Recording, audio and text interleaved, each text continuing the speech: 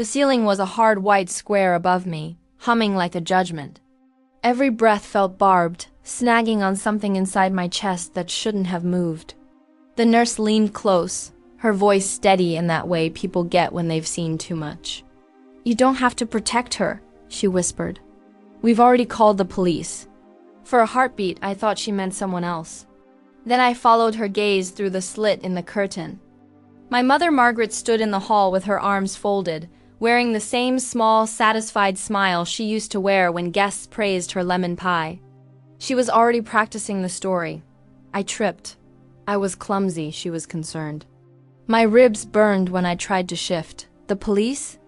I heard myself say, like a stranger was speaking with my mouth. The nurse's eyes softened. "You're safe here."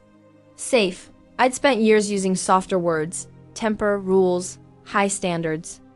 What I'd never said aloud was the truth that throbbed under my bruises. Control. The kind that starts with how you place a glass on a table and ends with the way you learn to breathe quietly so you won't be heard. A cold memory slid in her elbow, driving into my side, the crack like a stick snapping underfoot, my breath shattering. "Keep that mouth running," she had hissed, "and I'll shut it for good." In the kitchen light, she'd wiped the counter while I folded around the pain. And she'd called the ambulance with the calm of a woman ordering flowers. The paramedic had asked on the way in, "How did this happen?" I'd said the line I was trained to say. I tripped. The words tasted like metal. He'd written something without looking at me, and I felt the shame of being believed and unbelieved at the same time. Now the nurse pressed the cuff around my arm, her hands efficient. "We'll do imaging too, maybe 3 ribs." 2? I echoed, as if the number mattered more than the years. Outside, my mother laughed gently at something a receptionist said. I could picture the tilt of her head, the performance of concern. She taught me early that appearances were everything. The right dress at church, a perfect lawn, windows open just enough for light, but never enough for anyone to see in.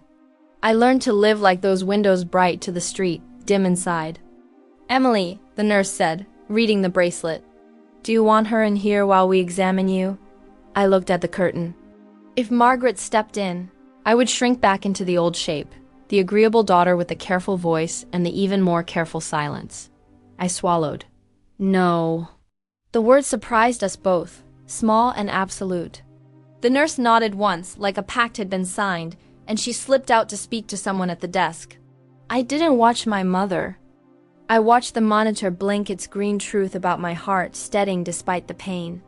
I thought about the phone calls I never made, the neighbors who saw a tidy porch and thought that meant a tidy life, the aunt whose number I kept but never dialed. I thought about my father's coat vanishing from the hall closet. When I was 8 and the quiet that moved in afterward like another tenant. Footsteps paused outside the curtain. A male voice, low. The metal rings scratched along the rail and the fabric parted an inch. "Miss Carter?" A uniformed officer stepped in, followed by his partner. Both kept their hands visible, their eyes level, their tone careful, like people entering a room with broken glass on the floor. "Would you prefer to speak without anyone else present?" the taller one asked. My throat tightened. Without anyone else meant without her. Without that smile, without the script, without the weight I'd carried like a second spine. The nurse hovered at the edge, protective and patient. I could feel the choice opening in front of me, not dramatic, not even loud, just a door that had been painted to look like a wall. "Emily?" the nurse prompted softly. I tasted the lie again. I tripped. It waited on my tongue, practiced easy. Then I thought of the crack, the hissed promise, the years I lived as a quiet room. I lifted my eyes to the officers. "Close the curtain," I said. The taller one did. The fabric swept shut, a simple sound that felt like a lock turning. My mother's voice thinned to a murmur on the other side. The officer opened a small notebook. His partner clicked a pen. "Tell us what happened," he said. I drew in a careful breath. The pain flared, bright and honest. The first word rose, but before I spoke, a shadow stopped outside the curtain. And my mother's heels pivoted toward us, unhurried, certain. Would she push through? Would my first true sentence meet her favorite lie mitter? The curtain trembled, the soft scrape of rings on metal, and my mother's heels turned toward us. The taller officer glanced up at the sway of fabric, then back to me. You said you wanted the curtain closed, he reminded me gently, like handing me my own courage. I do, I said. The nurse stepped into the gap like a shield. Ma'am, we need privacy for medical questions. Margaret's voice floated in, sugar over glass. Of course, I'm only worried about my daughter. The lie sat in the air like a scent. The officer opened his notebook. Start where you can, Emily. I kept my words simple so they wouldn't shake. She shoved me into the counter. Then she drove her elbow into my side, twice. His pen paused. Has this happened before? I nodded once. Not like this. But yes, he didn't rush me. He asked about time, distance, what was said. I repeated the sentence she hissed in my ear, and the other officer's jaw flexed. The nurse tightened my blanket without looking at my face, as if even that kindness might make me fall apart. Outside, my mother shifted tactics, raising her voice just enough for us to hear. She's always been dramatic. She's exhausted from work. She trips. A receptionist murmured something back. I watched the green line on my monitor hold steady and did not apologize for telling the truth.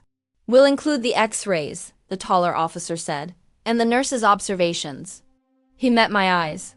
Do you feel safe going home tonight? A laugh escaped me, too sharp to be humor. No, then we'll loop in social services, he said. There's a shelter with medical follow-up. We can help you file for an emergency protective order. 3 sentences I had never pictured attached to my life, spoken in a tone people use for directions to a place they know well. The room felt a fraction larger. The curtain tugged again. I'm her mother, Margaret said, patience thinning. She needs me. The nurse didn't move. She needs care. She has it. The second officer stepped out to speak with her. Through the slit I saw the performance. The pressed coat, the pearl at her throat, the practiced crease between her brows. She reached for sympathy like a pianist reaches for a familiar chord. His voice stayed level. We'll talk with you in a moment. The taller officer lowered his tone. If you want to document prior incidents, dates help, witnesses help, a neighbor, a relative. Aunt Clara's number flashed in my mind like a sign at dusk, the one I never called because Margaret said she was poison. I felt the old reflex to defend my mother rise, then fall like a wave losing interest in the shore. I might have people, I said. He nodded. Good. We'll connect you with a caseworker tonight. You don't have to see her when you're discharged. I stared at my hands. They were steady. I hadn't noticed that in years. The other officer reappeared. She's insisting on driving you home, he said, almost apologetic, as if delivering weather. We've informed her that won't be happening. For the first time, heat climbed my throat for a different reason. The shock of someone else drawing a line where I was used to erasing them. I swallowed. What happens now? Now, the taller one said, closing his notebook. You decide if you want to give a sworn statement tonight or in the morning. Either way, we'll proceed. From the hallway, my mother's voice snapped, the careful mask slipping a millimeter. Emily, open this curtain. We are leaving. Her heel struck the floor once, a warning I knew by heart. The nurse looked at me, waiting for my cue. Do you want us to let her in? The officer asked. My answer formed, solid and simple, but before I could speak, a new voice cut through the noise of the firm official, close enough to touch. Ma'am, step back from the patient's curtain. Then the words that made my pulse kick. We need to ask you some questions about what happened in your kitchen tonight. The officer's words reached me through the curtain. We need to ask you some questions about what happened in your kitchen tonight. For the first time, I heard hesitation in my mother's voice. Kitchen? She tripped. She's clumsy. I told you. The taller officer beside me lifted his chin, listening. His partner was already with her. Their voices overlapped hers, quick, defensive. His steady, deliberate. I pressed a hand to my ribs, each movement reminding me what denial could never erase. The nurse checked my eyes sharp. They're not fooled, she whispered. I wasn't sure if she meant the police or herself. Through the thin curtain, I heard Margaret's tone harden. This is unnecessary. I brought her here. I'm the one who called the ambulance. If I hadn't, the officer interrupted. If you hadn't, she might not be breathing. Is that what you mean? Silence stretched. I could picture the narrowing of her eyes, the twitch of her jaw. My mind slipped backward years earlier. I was 16, standing in the hallway with a backpack slung over one shoulder. "I want to join the debate team," I'd said. A small thing. But her hand had snapped out, nails biting into my arm. "You argue enough at home. You don't need an audience." The bruise had bloomed purple by morning. That memory collided with the present, her voice outside, cold and clipped. "Emily exaggerates, always has. She likes attention." The taller officer asked me quietly, "Do you want to add this to your official statement? Past incidents?" I nodded. Yes. He wrote something, his pen scratching like a key turning. A crash of heels outside, my mother trying to leave. The partner's voice, "Ma'am, we'll need you to wait. This is an active report." Her reply was a hiss I could still hear. "She's mine." The nurse froze, her jaw tight. For a second, I felt 12 again, small in a spotless kitchen, waiting for the storm to land. But the officer in front of me said firmly, "She isn't yours." "Not tonight." My chest stung as though the words themselves cracked something open. The curtain shifted, and my mother's face appeared for a breath before the partner pulled the fabric shut again. Her eyes burned not with concern, but with rage that her script was slipping. The officer by my bed leaned in. "This will go to court, the x-rays, the nurse's report, your testimony. All of it. But you have to stay steady, Emily. Can you do that? Steady." I had been steady for years, surviving on silence. Now I would have to be steady in the opposite way by speaking. I whispered, "Yes." The nurse gave me a faint nod, almost a smile. Somewhere beyond the curtain, my mother's voice climbed higher, desperate now, arguing with men who weren't swayed by her charm. Each syllable chipped away at the mask she wore so well. But even as I lay there, ribs aching and hope flickering, a darker thought edged in. If she lost control in here, what would she do once we were back under the same roof? The officer's radio crackled, pulling him toward the hall. "Stay here," he told me, but his eyes held mine. "You're not alone anymore." The curtain swayed closed behind him. Margaret's voice sharpened, sharper than I'd heard in years. And I knew the next words out of her mouth could decide whether she left tonight free, or whether the cracks in her story would finally split wide open. Their voices braided through the curtain, calm questions, clipped answers, the scratch of a pen. The mask in my mother's voice kept slipping and catching, like silk snagging on a nail. The taller officer by my bed watched the sway of fabric, then turned back to me. "X-ray is next," he said. "We'll keep the curtain closed." The nurse wheeled in the portable unit first, then shook her head. "Radiology wants plates." She adjusted my arm. Slow breath in, hold. Every millimeter sent heat through my ribs. When they rolled me back, the felt colder, brighter, more precise, as if the room had decided to stop lying too. A resident came with a printout and careful eyes. 2 fractures on the left, 1 incomplete, 1 displaced. "No lung puncture," he paused. "Your bruising pattern is inconsistent with a simple fall." He didn't say someone did this, but the sentence hung there anyway, solid as a wall I could lean on. Outside, Margaret tried a different note, sorrow now, softened by performance. "She's under stress. She misunderstands me." The officer's reply was steady. "We'll take your statement, ma'am." The nurse, her badge read R. Silva set a clipboard at my side. "Photography consent for medical documentation," she explained, voice low. "Optional, but useful," I signed. She took the pictures quickly, narrating each angle so I wouldn't be startled. The click of the camera felt like small doors locking in my favor. A woman in a navy cardigan arrived, hair pulled back, eyes warm but all business. "Danielle," she said, "hospital social work." She didn't sit until I nodded. "Tonight we can place you at a secured shelter. Medical follow-up will come to you. We'll also start an emergency protective order. Judge on call usually signs within hours." "Hours," I repeated, tasting the number the way I'd tasted 2 earlier. Numbers were anchors.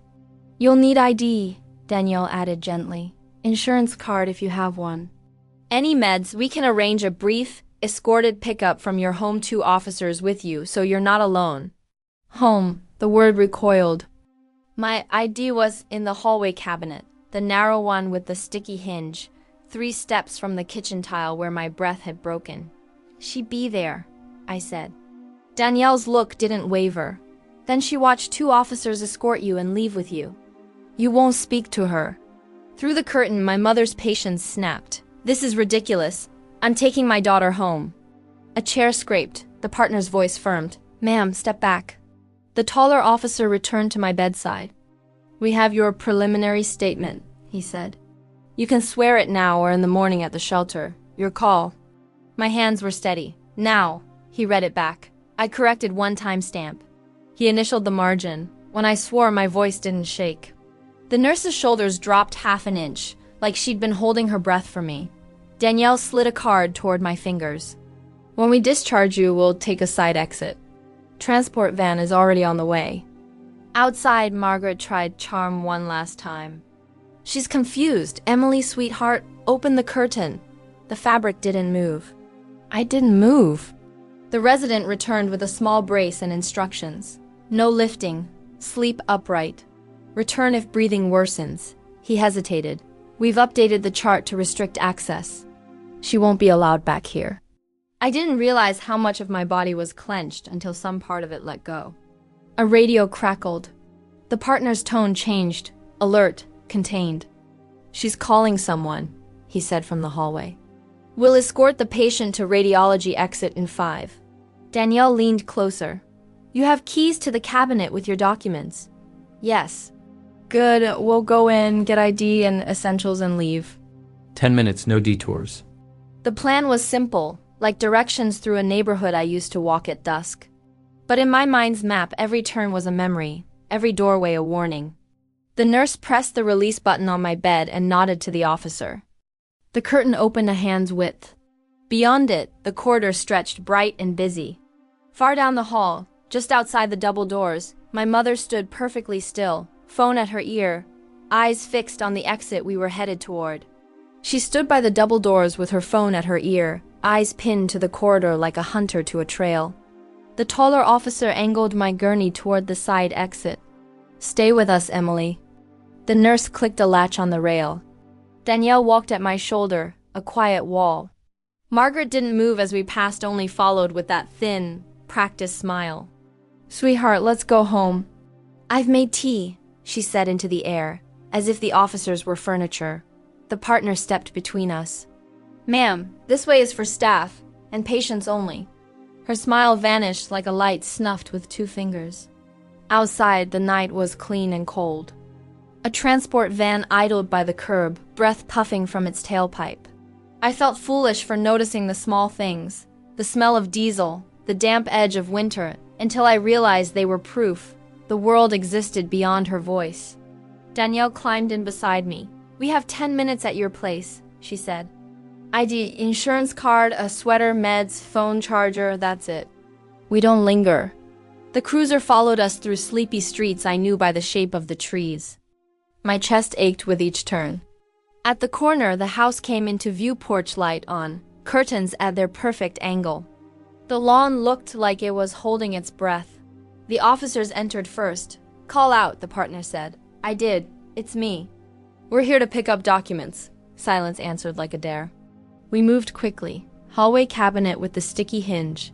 There was my wallet, passport, insurance card, a ring of keys, the library card she always mocked. Bedroom next. 2 changes of clothes. The charger coiled in my hand. The small amber bottle with my name on it. Every object felt like a witness. 5 minutes, Danielle reminded gently.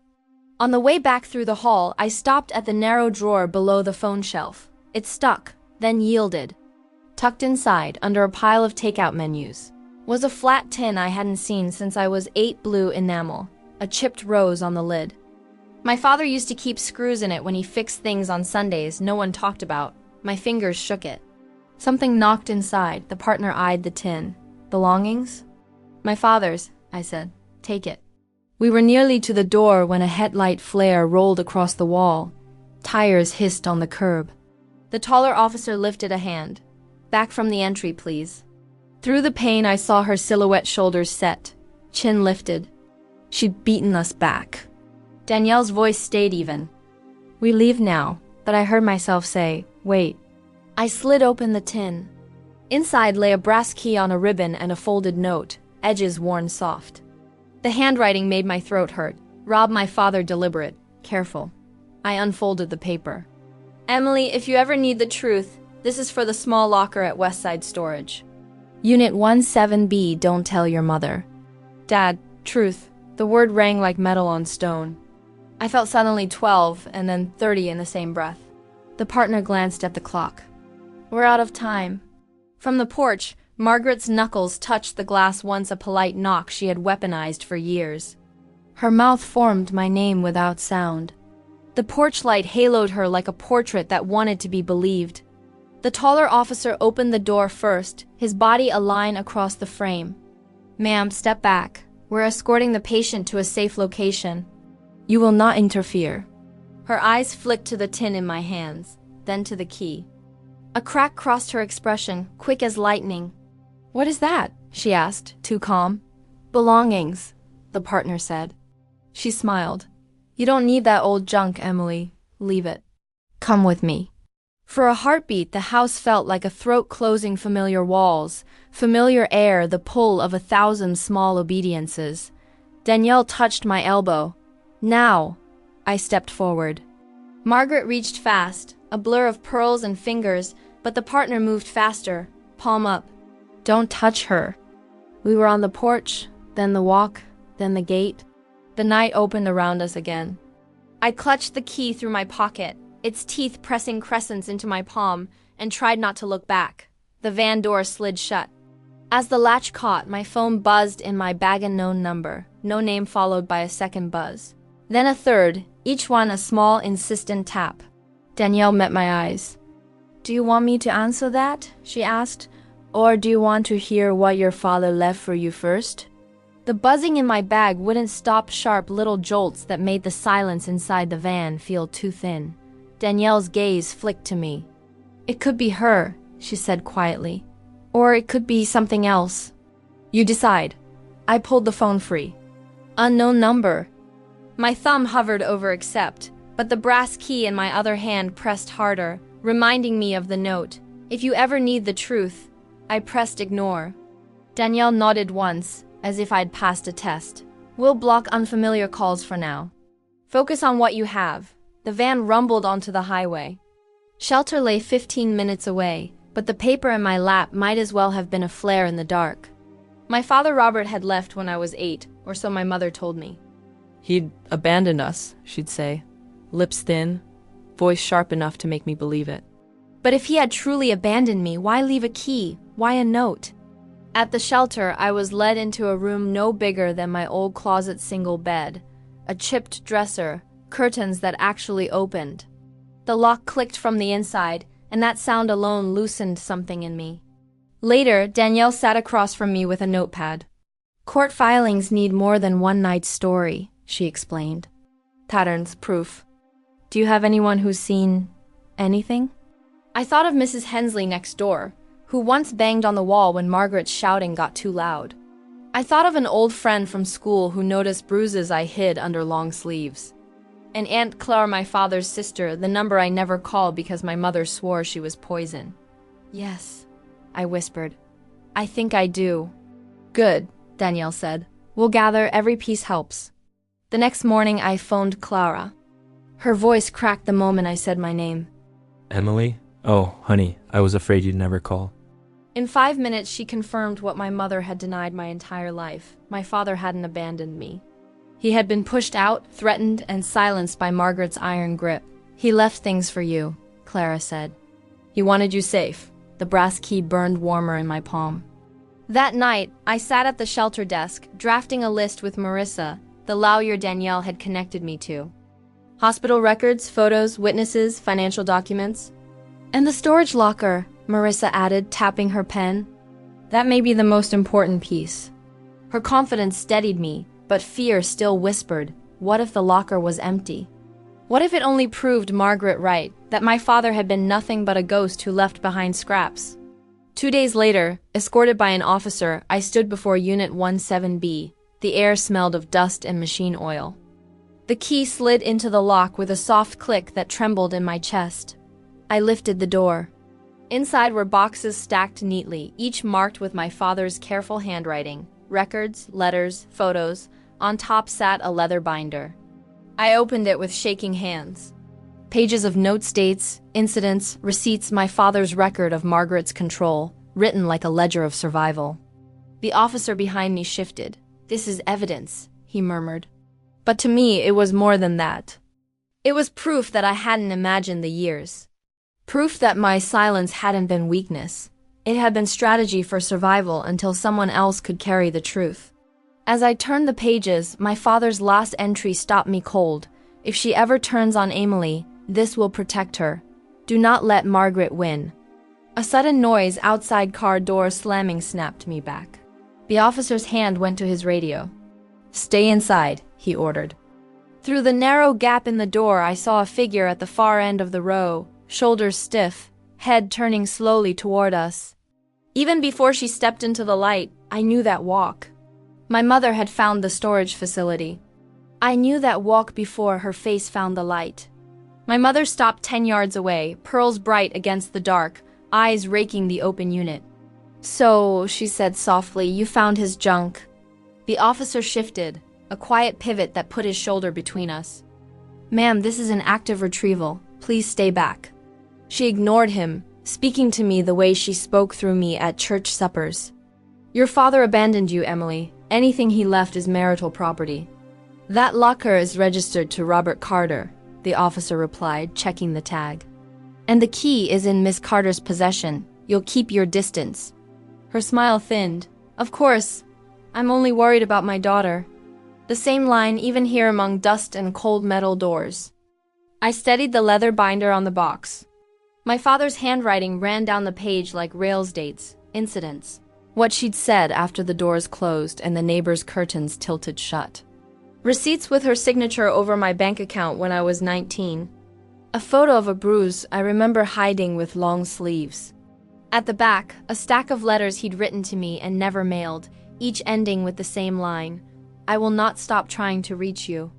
My throat ached. "He didn't abandon me," I said, more to the paper than to her. Mother took one small step, eyes on the binder. "You don't know what that man was like." The officer's palm rose. "Step back." She obeyed, but her voice sharpened. "You think this helps you? It hurts you, dragging our private life into court? People will talk." "They already are," I said quietly, picturing Aunt Clara's face when she told me the truth. "And this time, they'll have facts." I slipped the binder into an evidence bag the officer provided, chain of custody. He read the label aloud as he sealed it, his body cam winking red. My mother watched the dot, calculation flickering across her face. Control doesn't like to be filmed. "We're done here," the officer said. "Let's go." As he pulled the door down, she tried one more trick, the velvet tone. "Emily, sweetheart, you're tired. You've always been so dramatic when you're tired. Come home, we'll work this out." I met her eyes and felt the old hinge inside me finally give. "No," her jaw clicked. Just that, a small, furious sound. But it was enough to carry me through the next week. Marissa spread the binder's pages across her conference table like a map. "This isn't one night," she said. "It's a pattern documented over years. We'll lead with the nurse's statement, then radiology, then the ledger. Your neighbor and your friend will corroborate. Clara will confirm family history. We'll ask for a long-term protective order and mandatory programs." I nodded, palms flat, so she wouldn't see them tremble. "She's going to lie well. She always does," Marissa said. "This time you don't have to out-talk her. You just have to outlast her with evidence." Court smelled like paper and old varnish. I sat beside Marissa, brace under my blouse, counting breaths. Margaret arrived in navy and pearls, mouth arranged in concern. When she took the stand, her voice was a lullaby for strangers. "My daughter is sensitive. She trips." I rushed her to the hospital. Marissa rose. "Your Honor, permission to submit medical imaging and a sworn statement from the attending nurse." The judge adjusted his glasses. The photo slid across to him. The X-ray glowed on a small monitor. The room went very quiet. We called Mrs. Hensley. We called my high school friend. We called Aunt Clara, who told the court how my father had tried to fight for me and was pushed out with threats. Finally, Marissa set the leather binder on the rail. "Exhibit J," she said. Robert Carter's contemporaneous notes. Margaret's face changed then quick, then contained.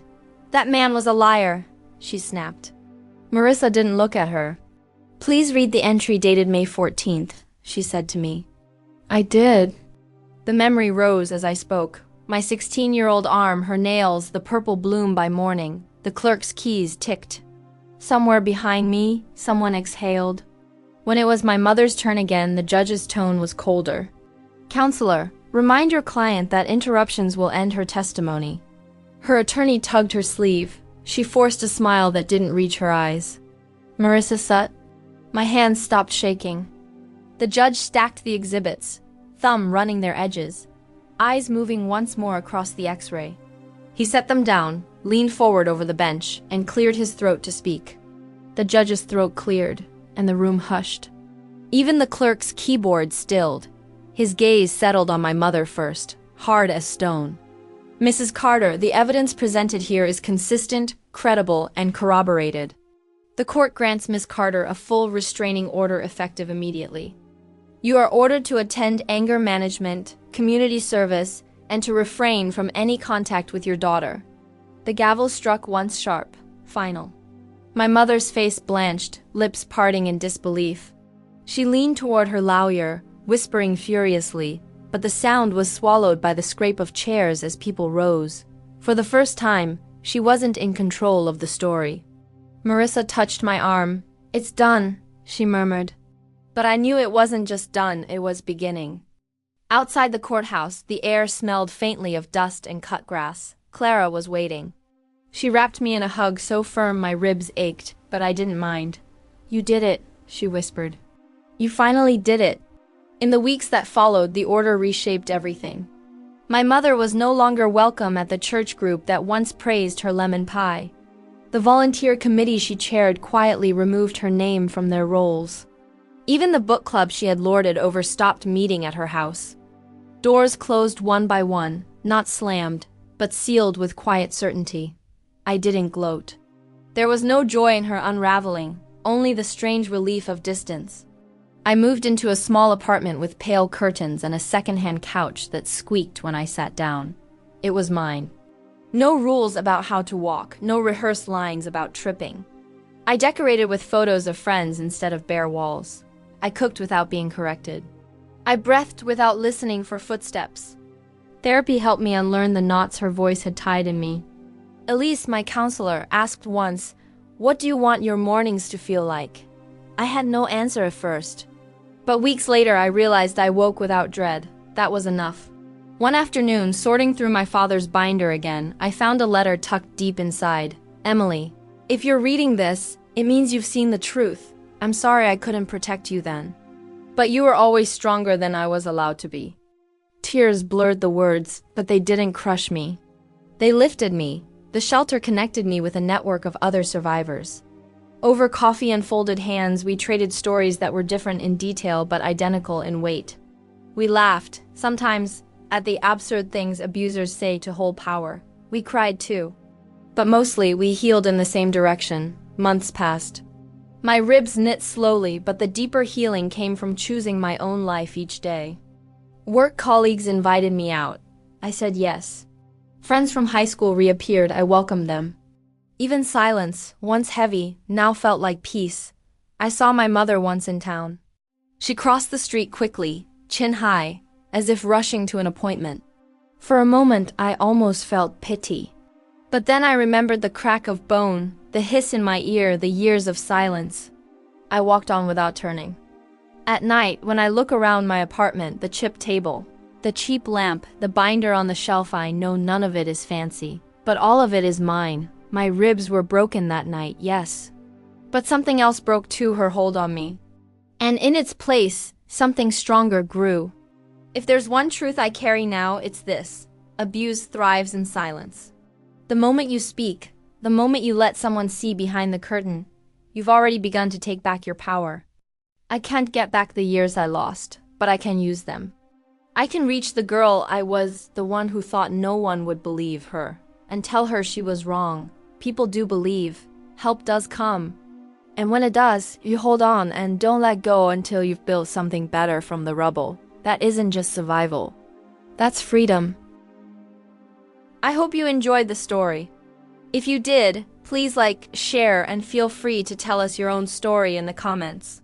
And don't forget to subscribe to the channel. Help us grow as a storytelling community and be part of this journey with us.